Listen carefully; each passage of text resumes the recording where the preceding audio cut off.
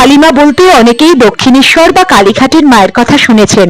জানেন কি, খাস কলকাতার বুকেও এমন একজন মা আছেন, মন থেকে ডাকলে তিনি মন্দির ছেড়ে সোজা পৌঁছে যান ভক্তের কাছে। মায়ের রূপ এবং স্বভাবে একেবারে 5 বছরের বালিকার মতো। মাকে চালকলা নিবেদনেও ভক্তের মনোবাঞ্ছা পূরণ হয়। আবার চকলেট মিষ্টিও মায়ের ভীষণ প্রিয়। অবাক হচ্ছেন? তবে শুনুন, শিয়ালদা স্টেশন থেকে খুব নিকটেই সুখিয়া স্ট্রিট, সেখানে রামমোহন হলের পেছনেই মায়ের মন্দির। মন্দির বেশি পুরনো না হলেও মা কিন্তু অনেক দিনের। খুব জাগ্রত এই মা, মন থেকে ডাকলে ভক্তের সমস্ত মনোবাঞ্ছা পূরণ করেন।